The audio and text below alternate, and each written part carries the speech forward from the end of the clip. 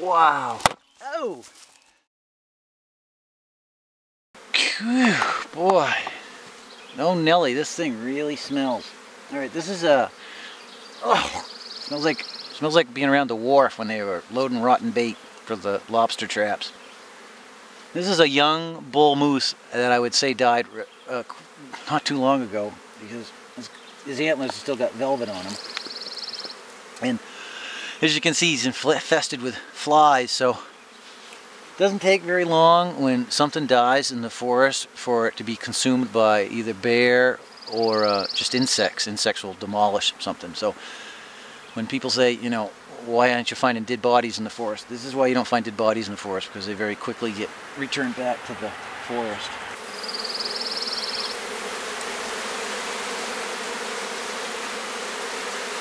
This is one of the problems with moose up in this neck of the woods, is you just can't see them at night. And if you're lucky, you're driving a logging truck when you hit them, but if you hit one with a car or motorcycle, it can be pretty bad. We have quite a few. We have a couple of fatalities usually every year in Maine from people hitting moose. Well, we're doing the mountain bird survey. I just found a fossil of brachiopods. They're from the Pennsylvania shale deposit about 400 million years ago on top of Colburn Mountain, which is pretty cool because it's like almost 4,000 feet up here. Let the creationists deal with that. Behind me you can see KV is doing the census. Black flies are wicked thick up here this morning. Then we're going to work our way down the mountain. There she is. There's we hike up to her. Alright guys, I hope you can see this, but I mean look. This place is swarming. Absolutely. I mean look at that. Oh, the black flies are up here are enough to drive anyone absolutely insane. Whew. Wow. Alright, what we're looking at right here is poison ivy, and I'm not touching it. I'm not allergic to it, but KV has a severe reaction, so even if I was to touch this and then touch her, it would cause problems. You can see it's real shiny, especially the young shoots. It has a 3-leaf arrangement. You can kind of see it really nice here. And what a lot of people don't know is in certain areas, like on the islands in Maine, this stuff will grow into shrubbery that's like 15 feet tall. So it can be kind of misleading. But you want to watch out for this stuff. About 1 in 3 human beings will have allergic reaction to the oils contained in this. One thing you want to make darn sure you don't do is in the middle of the night when you're getting up and you're looking for leaves to do your business with, do not pick these. Alright, that's what's called a junco. You can see them right in the center of the screen.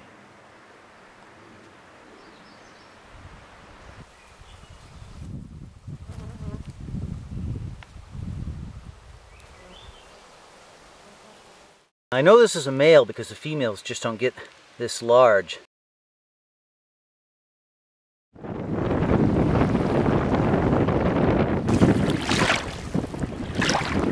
What we have up here that I don't want Jupiter to get her hands on is a little tiny porcupine. I'm going to get out and see what's what with this guy. Hey little guy, hey! Now this is the business end of a porcupine. I have to go in there after him. As you can see,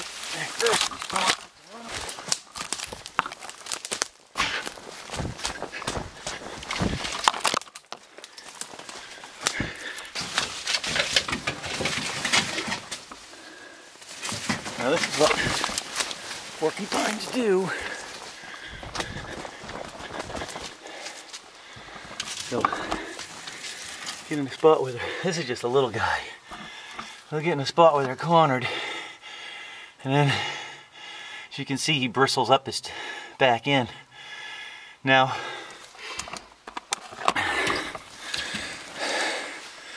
these guys can't throw their quills, but if I was to put my hand in there, he'll smack his tail around, and those quills are barbed at the end like a fish hook. And once they get into your flesh, whoa.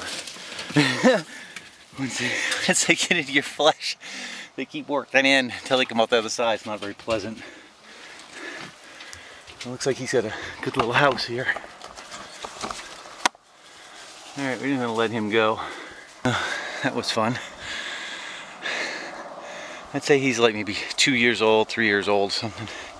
They'll get quite a bit larger. I think they'll get up to around 40 pounds. That guy might have been 10, 15 pounds. Now, porcupines are closely related to beavers. So once again, they're like a giant mouse.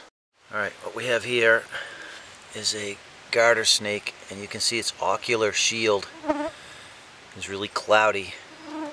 So it happens to him just prior to shedding.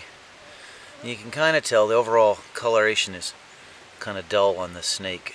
He'll be much brighter once he sheds. I just caught this guy, and whew, you guys are lucky this isn't smell-o-vision. Phew. Garter snakes are a type of water snake. They have what's called keeled scales, and you can see it, I think, pretty clearly here. There's lines going the length of the scales, just like you'd have on the bottom of a boat, hence the term keeled scales. And you can rub your finger this way really easily, but if you try to go like up and down, you'll notice it's really rough. Garter snakes, although they don't live all the time in the water, having keeled scales allows them to swim really well. This guy stinks really bad. The primary defense mechanism of a garter snake, along with a bunch of other snakes, is that they'll musk you. They have really nasty, smelly glands. Ugh. Anyway, I'm going to let this guy go back into the beaver pond. He was just here by the side of the road. He's kind of skinny. Looks like he could stand to find a frog to eat. This is absolutely amazing. I've never encountered this before. There are 3 wood turtles right here. Now, wood turtles in the state of Maine are a species of special concern. I want to be really careful not to disturb. These are female wood turtles, and they're extremely susceptible to disturbances when they're nesting. I wouldn't have drove the truck up in here if I'd known there was a whole pile of wood turtles laying eggs. And I think this one right here is getting ready to take off, but I see 2 other wood turtles out here that are staying put. Now, I saw one female here last year. These are extraordinary turtles, and I can't express to you how rare this is. Alright, I might have jumped the gun a little bit. I guess it was only 2 wood turtles, which is still extraordinary. And you can see right here, these are probably test pits that they've dug. There might actually be eggs here. It's really hard to say. And I think you can see right there's one of the females. The other female's back there. Like I said, I don't want to disturb them, but it's pretty late in the day.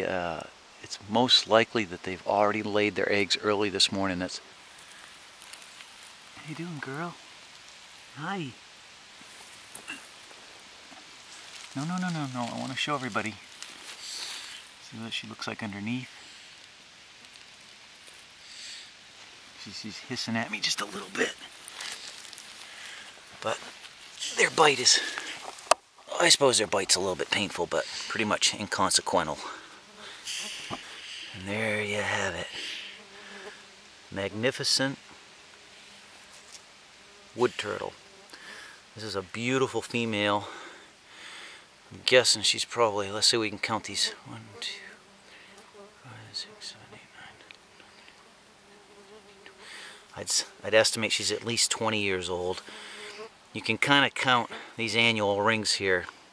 They're not like tree rings, so it's not an absolute for the age of them, but it's pretty close. So you ever have the opportunity when you're in Maine to run across one of these things, if they're laying eggs, don't disturb them. This one's already done laying her eggs, so I'm not upsetting anything. I mean, it's fine to handle them, but you need to let them go right where you find them, because a creature like this has a great deal of value in maintaining the population. And it has been shown through numerous studies that when you remove these from the wild, say to take home as a pet, usually it dies at your house anyways, and this animal represents probably 10,000 babies. It takes a lot of baby turtles to get one adult turtle, and especially a nice healthy female like this, which adds to the population every year. And even though they're laying eggs in here, raccoons and mink and otter and bear will come in here and try to dig up those eggs and eat the eggs. So it's really tough for them to get somebody to reach adulthood. And as you can see, they're just magnificent, beautiful creatures. Best left in the forest. So there you go, girl. Head off to your happy hunting grounds. Ain't you a beautiful turtle? Now, wood turtles are also called old red legs. They have a lot of red on them. They have absolutely beautiful undersides. And their Latin name used to be Clemys insculpta, because you can see the top of their shell looks like it's sculpted. Occasionally, people mistake these for snapping turtles, because they do kind of have a similar looking carapace. And they are aquatic, but they're also very terrestrial. So they're kind of a semi-aquatic species. You might want to think of wood turtles as a cross between a box turtle and a painted turtle. They kind of operate in that margin between the two areas. They're not completely terrestrial and they're not completely aquatic. They can function in both environments pretty well. And they're considered highly intelligent. In lab tests, they've been equated with having the intelligence of rats as far as being able to decipher mazes. They have a very complex social system, and they should not be removed from the wild. It's been shown in populations where just one a year is removed, and something along the lines of like 20 years, the population becomes extinct. So they're extremely susceptible to being collected, and in the state of Maine they're protected against commercial collection.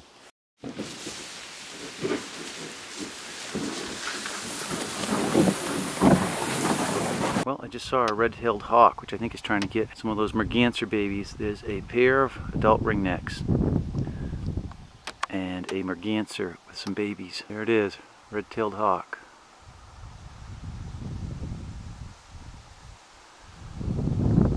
And he wants one of those merganser babies, I bet. No. Shh.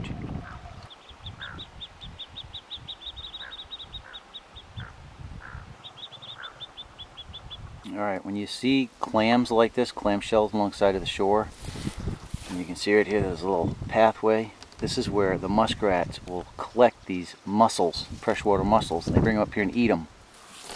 Otter will do the same thing, but primarily when you see shells like this, it's a sign of muskrat feeding. Oh crap, it just disappeared. It was a goshawk. It just flew by there. Holy crap! This is a big turtle. No, Juke. Alright, I'm gonna have to shut the camera off here for a while to get my hands on this thing. He's probably 30 pounds, 40 pounds maybe. Whew. Well, kinda caught him. Whew. That's a big freaking turtle, let me tell you what. Whew. I don't know how I'm going to get him back to weigh him. I don't have anything to tie him up with. I don't know, I'll have to figure something out here. Look at him. Wow. He is big. There's my foot next to him. It's an easy 30 pounds right there. This is by far the largest snapping turtle I've ever got my hands on. And I'm going to say he's a solid 40 pounds. Might even be a little more than that. I mean, look at the size of him. It's just huge. Covered in leeches. I'm gonna see if I can get him back to the truck so I can weigh him before I let him go. Ah. Wow, look at that. Coming right at me. Ah. And there's my foot next to him. And that is a big turtle.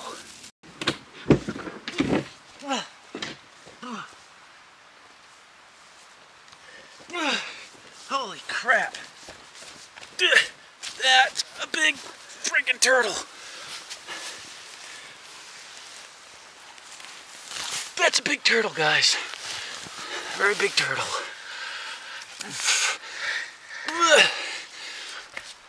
I'm gonna say close to 40 pounds. Now,